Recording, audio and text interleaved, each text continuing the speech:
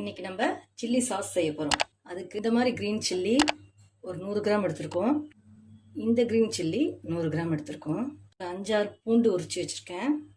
சின்ன துண்டு இஞ்சி போடுறேன். இதை நம்ம எப்படி செய்யலாம்னு இப்போ பார்க்கலாம். இப்போ இந்த பச்சை மிளகாய் கட் பண்ணிட்டேன். இதை நம்ம குக்கரில் போட்டுக்கலாம். இந்த பச்சை மிளகாவையும் கட் பண்ணிட்டேன், அதையும் குக்கரில் போட்டுக்கலாம்.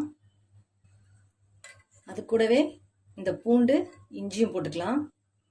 1 கப் தண்ணி ஊற்றிக்கிறேன். 1 ஸ்பூன் உப்பு போட்டுக்கலாம்.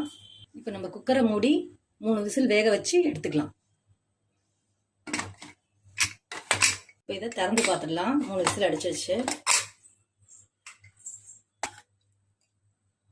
நல்லா வெந்துடுச்சு. இது ஆறுனதும் நம்ம இதை மிக்சியில் நல்லா அரைச்சி எடுத்துகிட்டு வந்துடலாம்.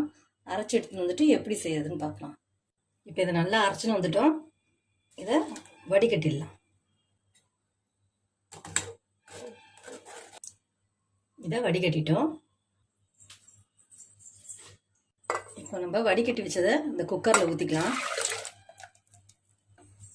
இப்போ கொதிக்க வைக்கலாம். இப்போ கொதிக்க ஆரம்பிச்சிருச்சு. இதில் 3 டேபிள் ஸ்பூன் சர்க்கரை, 2 ஸ்பூன் வினிகர், 1 டேபிள் ஸ்பூன் கார்ன்ஃப்ளவரை நான் தண்ணியில் மிக்ஸ் பண்ணி வச்சுருக்கேன், அதையும் ஊற்றிக்கலாம்.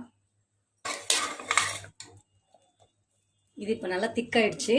ஒரு 1/4 ஸ்பூன் சாட் மசாலா போட்டுட்டு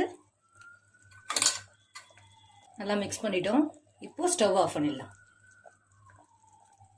இதை செஞ்சு சாப்பிட்டு பார்த்துட்டு எப்படி இருக்குன்னு லைக் பண்ணுங்கள், ஷேர் பண்ணுங்கள், கமெண்ட் பண்ணுங்கள்.